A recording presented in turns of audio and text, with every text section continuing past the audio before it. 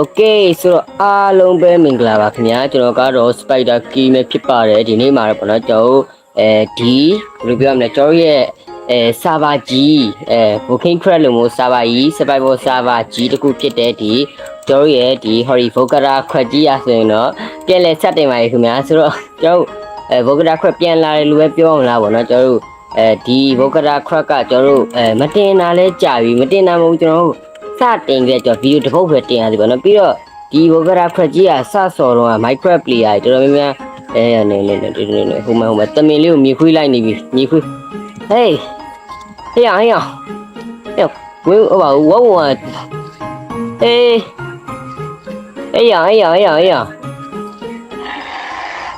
ေးပြောပါလေ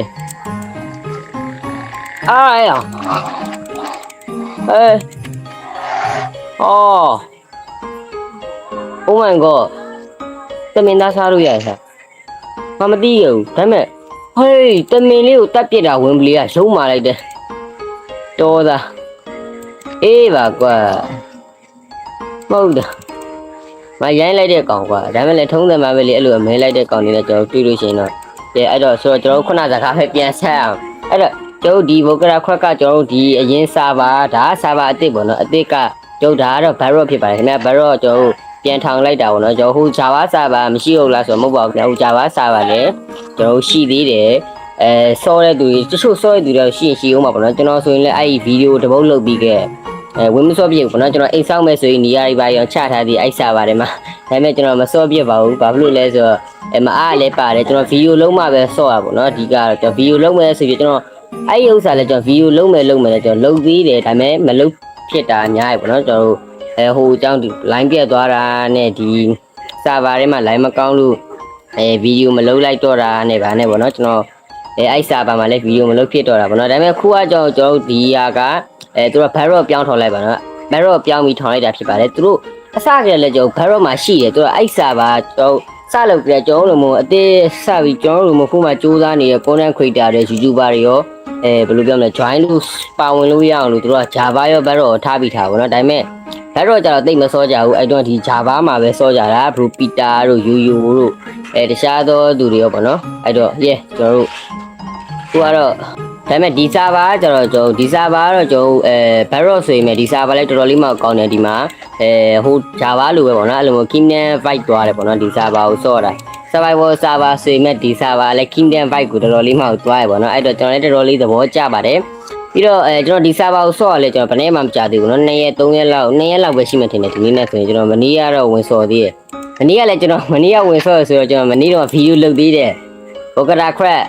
episode 1ပြန်စားမယ်ဆိုကျွန်တော်ဗီဒီယိုတွေကြိုက်ဒီချိန်ကြီးပဲကျွန်တော်ညာကြီးပဲခုလဲညာကြီးပေါ့နော်ကျွန်တော်ညာကြီးပဲဒင်းနေဆော့စကားလေးပြောဗီဒီယိုလုပ်တယ်အဲ့နဲ့ဘာဖြစ်လို့ကျွန်တော်ဒီနေ့တင်မယ်ဆိုပြီးလုပ်တာပေါ့နော်ဒီနေ့ညပေါ့နော်ကျွန်တော်မနေ့ကလုပ်တာဆိုဒီနေ့နေ့လယ်ပိုင်းလောက်ရအောင်တင်မယ်ဆိုပြီးတော့ကျွန်တော်လုပ်တာဒါပေမဲ့ဘာဖြစ်လို့မတင်ပြတာလဲဆိုတော့အဲ့ဗီဒီယိုကြီးကျွန်တော်တို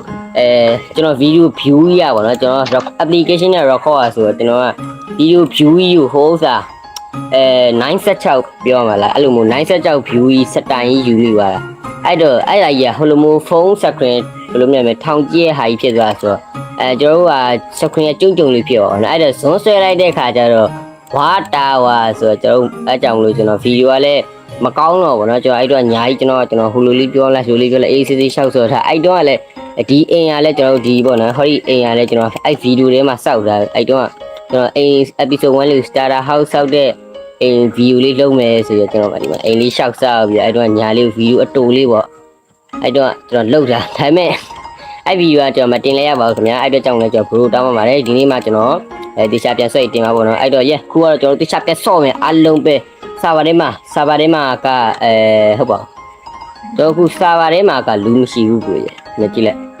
စာပါထဲမှာတယောက်မှမရှိဘူးဟုတ်တယ်နော်နင်းတစ်ချက်ရှူလိုက်မှာဒီမှာစာပါထဲမှာတယောက်မှမရှိဘူးဒါတွေကကျွန်တော်တို့ဒီတိုင်း online ရှိရသေးတယ်ပေါ့နော်ထားပါတော့အဲ့တော့ကျွန်တော်ခုစာပါထဲမှာကျွန်တော်တယောက်ထဲပါယူလို့ဆော့တယ်ကျွန်တော်ဒီစာပါထောင်ထားကြပြီကျွန်တော်က Barrel မှာထောင်တယ်ဆိုတော့မသိဘူးလေသူတို့ဆော့နေကြအစတော့အဲ့ဒီ Barrel တဲ့စာပါအစ်ထောင်တာကြာနေပြီထင်တယ်ကျွန်တော်ဒီမှာကြည့်ဒေးကိုလည်းရှူးလာအောင်ရက်100တဲ့ရက်100တောင်ပြည့်နေအဲ့လောက်တောင်ကြာနေကျွန်တော် မတီးဘူးနော်ကျွန်တော် Telegram တွေပါသူက Telegram မှာဒီတစ်ခါကျ Telegram နေလို့မျိုးဆက်သွယ်လို့ပြီးတော့ကျွန်တော်သူကအသိပြန်ထောင်တာပါကျွန်တော်မတီးဘူး discount ပဲကျွန်တော်ကအဲ့လိုမျိုး Vogra ခွက်အတွက်じゃ discount ပဲကျွန်တော်ကသတိထားပြီးကြည့်ရဆိုပေါ့နော်အဲ့တော့ဒီခုကကျွန်တော်ဒီချပြဆွတ်ပါမယ်ခင်ဗျာအလုပ်ပဲတတတန်အဲ့တော့ဒီချပြဆွတ်မယ်ဆိုတော့ကျွန်တော်ရဲ့မြေနေရာကြက်နော်ဒီဘက်မှာတော့ကျွန်တော်ရဲ့ Kingdom တီးလေးကိုကျွန်တော်တိစောက်မှာဖြစ်ပါတယ်ခင်ဗျာကျွန်တော်ရဲ့inventory ပြည့်နေရှူအဲ့တော့ကျွန်တော်ခုကနိုင်ငံနေထူထောင်ထားရပါတော့ဒါကတော့ကျွန်တော်ရဲ့မီနီနိုင်ငံအိမ်တစ်လုံးပဲရှိသေးတယ်နိုင်ငံတီးလေးဖြစ်ပါတယ်ခင်ဗျာကျွန်တော်ဒီဘက်ပိုင်းမှာကျွန်တော် empire ကြီးတိစောက်မယ်လို့ကျွန်တော်စဉ်းစားထားပါတယ်နောက်ပိုင်းနေကျွန်တော်တို့ video တွေရှာလုပ်မယ်ပေါ့နော်ကျွန်တော်တခြားပြန်နေမှာမယ်ဒါပေမဲ့ခုကအကြောင်းနေဖွင့်နေမှာဆိုတော့ကျွန်တော်လည်း video တွေအများနဲ့တော့တင်နိုင်မှာမဟုတ်တော့ဘူးเนาะကျွန်တော်တပတ်တစ်ပုတ်တောင်တင်နိုင်ချင်မှတင်နိုင်တော့မှာအဲ့တော့ရဲကျွန်တော်တို့ကြောင်းဖွင့်တာကြောင်းဖွင့်မှာတော့အားမှာမအားတော့ဟုတ်တယ်မလားအဲ့တော့ကျွန်တော်ဒီဘက်ကကျွန်တော်နိုင်ငံဆိုဟိုဘက်မှာဘယ်သူနိုင်ငံရှိလဲဆိုတော့တမင်လေးတော့ပါဟိုဘက်မှာဘယ်သူနိုင်ငံရှိလဲဆိုတော့ကျွန်တော်ပြတ်ပါမယ်ခင်ဗျာအဲ့တော့ဒီမှာဒီကတော့ကျွန်တော်ဘယ်သူနေရာလဲတော့မသိဘူးเนาะအဲ့ယူနိုင်ငံမှာနေတာအဲ့ဒါရဲ့ယူရဲ့ empire ကြီးသူ့ရဲ့နိုင်ငံရဲ့နာမည်ရှိတယ်သူ့ရဲ့ဘာနိုင်ငံပါလေကျွန်တော်ပြောပြရည်သူလည်းကျွန်တော်ဟိုဒီ diamond တွေဘာလဲရပါ diamond တွေဟိုထဲမှာနော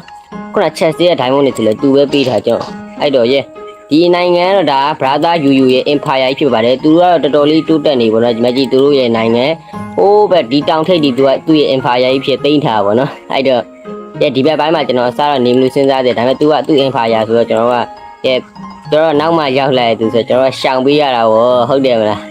အဲ့တော့ခုကတော့ဒီမှာသူတို့ရဲ့ empire ကြီးဒီမဲ့ညို့ဒီတစ်ပင်နဲ့ထူးဆန်းလိုက်တာနည်းနည်းလောက်တရုံးလောက်ခုကြည့်ဟုတ်လားတရုံးလောက်ထိုင်ခုံးလို့မရဘူးထိုင်ကျွန်တော်ထိုင်ပြီးတော့ဘလော့တွေဖြတ်လို့ရှိရင်သူအကုန်လုံးပြတ်တယ်ဗောနော်သူ survival ဆိုရင်အသုံးဝင်မှုပြီးတော့ကျွန်တော်အဲ့လိုမျိုးအတွန်တချို့လည်းထည့်ပေးထားလေအပူကောင်းတာဗောနော်ကျွန်တော်အေးလူရမယ်ဘလော့တွေပါလေဆို craft ပြီးတူးနေကြမျိုးအကောင်းဆုံးပဲထားတော့ကြိုက်ပါလေကျွန်တော်တစ်ခေါက်တာတွေပြင်းနေဆိုလူမျိုးထိုင်ပြီးခုတ်လိုက်လို့ရှိရင်တပင်လုံးပြက်ဟုတ်တယ်မလားအဲ့တော့ကောင်းတယ်လေးနော်ကျွန်တော်တို့အဲ့တော့သူတို့ empire ရတော်တော်ကြီးပါတယ်ကျွန်တော်တို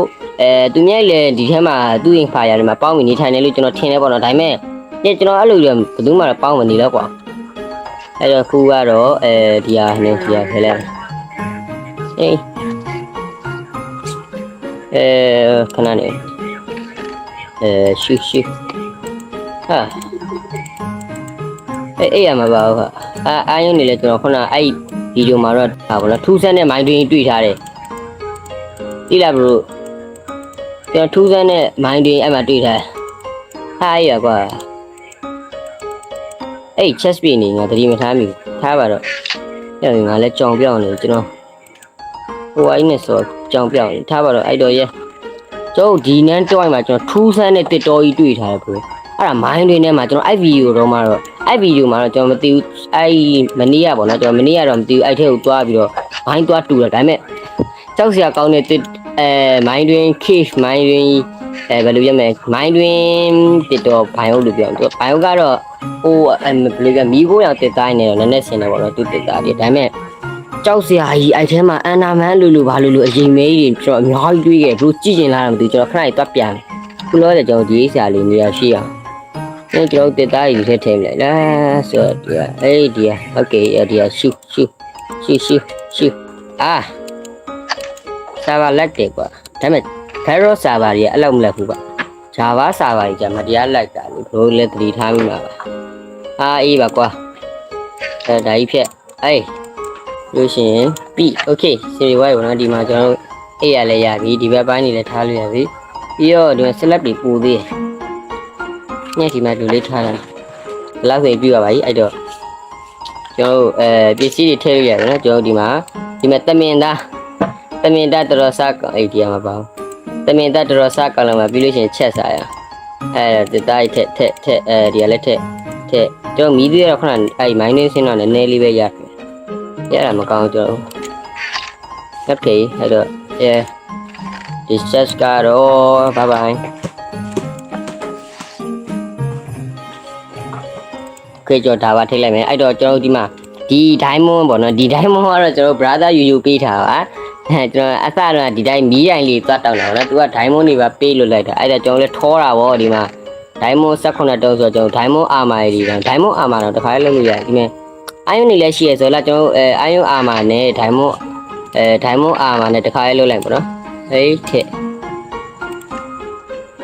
ဟုတ်ပြီပြီးလို့ရှိရင်ဒီမှာကျွန်တော်ဒီကလှုပ်ရှင်တာကတော့iron chest plate တစ်ခုပြီးလို့ရှိရင်ဖက်နက်လို့ဖက်နက်တစ်ခုကဲလုံလောက်ပြီ9လုံးပဲကျန်တယ်မြန်းတာ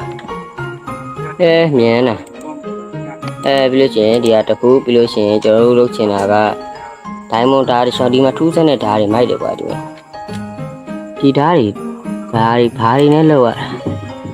ရဝတ်သားတုံးနေလားကြက်သားတုံးနေလားမသိဘူးအေးပါကွာအဲ့တော့ကျွန်တော်ဒီဟာရှောင်းခေးစင်ပြသွားပြီပေါ့နော်ကျွန်တော်လောက်စင်ကွက်တိကျွန်တော်လိုချင်တာတွေကုန်ရပြီအဲ့တော့ကျွန်တော် whip ငါတို့ခေါင်းစုပ်ကြံသေးဟာခေါင်းစုပ်ကမွေ့လေကြပါလေကျွန်တော်ဒီလိုပုံစံပို့သဘောကျတယ်ပေါ့နော်ကျွန်တော်ဒီတရာဖူလေးပေါ်နေတာအဲ့တော့ကျွန်တော်ခေါင်းစုပ်မလုပ်တော့ပါဘူးခင်ဗျာဒီတိုင်းလေးပဲသဘောကျပါတယ်အဲ့တော့ဒီ stone ဓာတ်ကတော့ကျွန်တော်တို့ဘိုင်မင်းအရှင်းမျိုးပါသွားတယ်โอเคအဲ့ကျွန်တော်အိမ်လေးတော့ decoration လည်းပြီးပါပါခင်ဗျာကျွန်တော်ဘာလုပ်ရှာရှိသေးရောဗီဒီယိုကအရှိကြီးလုပ်ရင်ကောင်းမလားတူကြီးလုပ်ရင်ကောင်းမလားရိုးကတော့အရှိကြီးလုပ်စီခြင်းနဲ့ထင်တယ်နော်ကျွန်တော်နောက်ထပ်တခြားဗီဒီယိုတွေလည်းအများကြီးလုပ်အောင်ပါလေ yeah အဲ့တော့ခုလောတဲ့ bro ကျွန်တော်ဗီဒီယိုမနားကျင်သေးပါဘူးခင်ဗျာဘာလုပ်ချင်တာလဲဆိုတော့ကျွန်တော်ဒီမှာပေါ့နော်ဒီနန်းလေးမှာဖြည့်ထားဒီနန်းလေးမှာခုကျွန်တော်သဲတွေဖြည့်မယ်ပေါ့နော်သဲတွေဖြည့်မယ်ဆိုတော့ကျွန်တော်နေရှိသဲတွေဖြည့်မယ်ဆိုတော့ကျွန်တော်ဒီကသဲတွေကျွန်တော်တူးထားတယ်အဲ့ဒီကမှာမဟုတ်ဘူးကျွန်တော်ဒီကအဲ့တော့ကျွန်တော်ခုကတော့ဒီကလေးခဏဖြည့်မယ်ဖြည့်ပြီးလို့ချင်းဒီနန်းလေးမှာတစ်ခုစောင့်မှာပေါ့နော်ကျွန်တော်ဒါမှမဟုတ်တစ်ခုမဟုတ်ဘူးဆိုရင်တော့ဗျာဒီပေါ့နော်ဒီကနဲ့ပတ်သက်တဲ့ဒီနန်းလေးမှာအစားကျွန်တော်ဟွာတော့အဆောင်လေးဝက် secret base လေးစောင့်မယ်ဆိုရင်ကျွန်တော်စဉ်းစားထားအောင်လားဒီကတော့ဒီလိုဒါမှမဟုတ်နေရာမှာ secret base စောင့်လို့မတရားကောင်းတယ်လေဟုတ်တယ်မလားအဲ့တော့ကျွန်တော်ဒီမှာ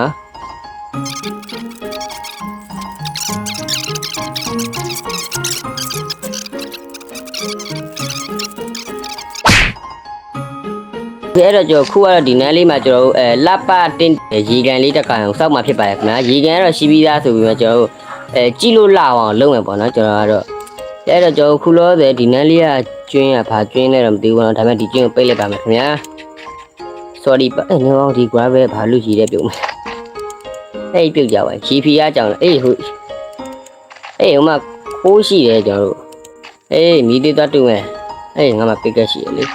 အဲ့ကျွန်တော်ခုထိုင်မီတူလိုက်တယ်မယ်တူထိုင်မီတူလိုက်ရှင်အကုန်ပြတ်ပါမှာတွေ့လားအကုန်ပြတ်ပါဒီမှာဟိုကော်ပါတွေပါရှိတယ်အဲ့ခေထားပါတော့ជីကန်ကကျွန်တော်စောက်ချင်တယ်ဘလူးလေးစောက်ရင်ကောင်းလို့စဉ်းစားရတာဒီထက်ကိုဖြည့်လို့ရှိရင်နည်းနည်းတော့ချိန်ပေးရမှာထင်တယ်ကျွန်တော်နေជីကန်တက်တက်မတ်တဲ့ဖြစ်အောင်ကျွန်တော်အရင်ဖြည့်မယ်ဗျာအဲ့တော့တရားခဏပေးပြီးလို့ရှိရင်ဒီကပိုင်းကြီးကဘာကြီးလဲတော့မသိဘူးပေါ့နော်အဲ့တော့ကြီးကလည်းပိတ်လိုက်တယ်ဟေးရှားပါကုန်တွေ့ပြီရှားပါကုန်ငါတို့ရှားပါသုံးယာကြီးတစ်ခုတွေ့ပြီဘလူးကြီးရှိုးလိုက်ရော oh my god ဒီကောင်ကသိမ်းထားတင်တာတိုးအပန်းရောင်တော့မှကလေးလေးဟဲ့အောင်ဒါမင်းသားလားသမီးလား oh my god ရောက်ရင်ငါမှကျိုးလင်းတစ်ခါမှမရှိဘူးခုမှဗောစာပါတဲ့ရောက်တာမကြသေးဘူးက bro မိုက်တာဗောရှားပါကုန်ကြီးဟာ hello mr sheep ငါ့ကိုကြည့်ပါဦးမင်းရမ်းရှားပါတယ်ကွာမင်းကိုတက်လို့တော့ဖြစ်ဘူးပြီးတော့မင်းမတက်ဖက်ထိုင်လေမင်းဒီတိုင်းရှောက်သွားနေမင်းပြောက်သွားမှာကွာချိန်တန်ချိန်တန်ပြောက်သွားမှာပဲကျွန်တော်ပြန်လာတဲ့သူမခေါ်တော့ပါဘူးနော်ထားတက်လိုက်ပါသူကသူလွတ်ထားလဲကျွန်တော်ဘာမှလည်းသုံးလို့ရမှာမဟုတ် clear ရေးစီလဲရောင်းလို့ရမှာမဟုတ်ရောင်းလို့ရလို့ရှိရင်တော့ကောင်းတာပေါ့နော်ကျွန်တော်ဒီကောင်လေးဈေးတွေပါကြီးဒီဘက်ဒီလဲကျွန်တော်ဘယ်လိုပြောမလဲကန်နေပါစောက်လို့ရရတယ်နော်ဒါပေမဲ့ကျွန်တော်မစောက်ချင်ပါဘူးဗျာမကြိုက်လို့ပါโอเคအဲ့တော့ကျွန်တော်ခုကတော့ရေကန်လေးကတော့ကျွန်တော်စောက်ဖို့စိန်နေတော့ချိန်ယူရလောက်မယ်water pick အဲ့တော့ချိန်တော်တော်လေးမှယူရလိုက်မယ်လို့ကျွန်တော်ထင်တယ်ပေါ့နော်အဲ့တော့ bro ကျွန်တော်ဒီနေ့ကတော့နည်းနည်းပါးပါတော့စောခဲ့ပါတယ်ခင်ဗျာကျွန်တော်တို့တခြားသူတွေလည်းမရှိတော့ပြင်းမိရပေါ့နော်ပြီးတော့ကျွန်တော်စာပါထဲမှာဘာလို့လို့မှမသိဘူးကျွန်တော် micro က survival ကတိတ်မစောပြဘူးပေါ့နော်အဓိကကတော့အဲ့တော့ကျွန်တော်နောက်နေ့မှာကျွန်တော်သူချာစော့မယ်ကျွန်တော်ခင်းမြန်းနေထောင်မယ်ကျွန်တော်အဆောက်အုံတစ်ခုလောက်စောက်เสียရှိသေးရပေါ့နော်ကျွန်တော်ရဲ့နေစရာအိမ်အကြီးစားကြီးတစ်ခုလောက်ပေါ့နော်ဒီအိမ်ကကျွန်တော်ဒီအပြင်းပြေကျွန်တော်အပြင်းပြေလည်းမဟုတ်ပါဘူးကျွန်တော် ခဏလောက်နေဖို့အတွက်စောက်ထားတဲ့အိမ်ပေါ့နော်အဲ့တော့ကျွန်တော်ဒီနီးနားတိုက်မှာကျွန်တော်တို့နီးအိမ်လေးထက်ဆောင်မယ်ပြီးတော့ကြီးအားကျွန်တော်တို့ရဲ့ခီမန်းဖြစ်လဲတတ်မှတ်ဖို့လိုသေးတယ်ဟုတ်တယ်မလားโอเคအဲ့တော့စိုင်းဘုတ်လေးတစ်ခုထိုးခဲ့ပါမယ်ခင်ဗျာကျွန်တော်ဗီဒီယိုဒီနေ့ဗီဒီယိုလေးနောက်ဆုံးအနေနဲ့ပေါ့နော်ကျွန်တော်အဲ့တော့ရဲ့ခုလောတဲ့ဘာလို့ရင်ကောင်းမလဲဆိုစိုင်းထိုးမှာဆိုတစ်သားလိုတယ်ကွာတစ်သားတွေပေါ်တော့အပေါ်ဆုံးကတော့ဒီကြီးမှာအပေါ်ဆုံးနဲ့ဘာဘလော့အနေနဲ့ပေါ်မှာပဲကျွန်တော်Diamond Block လို့ပါဦးဒါမပေါ်မှာအဲ့တော့ကျွန်တော်ဒီဟာလေးယူမယ်ပြီးလို့ရှိရင်ဟေးရအောင် Okay စိုင်းတစ်ခုလုပ်လို့ရတယ်အဲ့တော့ကျွန်တော်ဒီမှာလုပ်လိုက်မယ်ကျွန်တော်စိုင်းတစ်ခုရပါပြီအေး Okay အဲ့တော့ကျွန်တော်ပိတ်မယ်ပိတ်ပြီးလို့ရှိရင်ကျွန်တော်ဒီမှာစိုင်းလေးထုတယ်ပေါ့နော် Spider King စိထိုးလိုက်ရမယ်Okay အဲ့တော့ဒီမှာကို Spider King ဆိုရေးလိုက်ပါပြီဗျာMy Kingdom ဟုတ်ပြီဒီမှာတစ်ခါရေးအောင်မယ်ကျွန်တော်တို့ပါပြီဒါတော့ကျွန်တော်ရဲ့ခင်းမြဖြစ်သွားပါပြီခင်ဗျအဲ့တော့ yeah ဆိုတော့ဒီနေ့ဗီဒီယိုလေးကတော့ဒါပါပဲခင်ဗျာကျွန်တော်တို့ဘရိုဒီဗီဒီယိုလေးကိုလည်းတက်နေတက်မယ်လို့ထင်ပါတယ်ဒါတော့ရဲ့Bogota Crab episode 2လို့ပြောရမလား1လို့ပြောရမလားဆိုတော့ပြန်လဲထူထောင်ပြန်လဲစတင်မှာဆိုတော့ကျွန်တော်ဒါကို episode 1နေတယ်ပဲကျွန်တော်လုံးလိုက်ပါရမယ်ခင်ဗျာအဲ့တော့ရဲ့ဒီနေ့ဗီဒီယိုလေးကတက်ပါပဲကျွန်တော်တို့နောက်ထပ် episode ဒီမှာပြန်ကြည့်ကြပါမယ်အားလုံးပဲဘာပဲပါခင်ဗျာ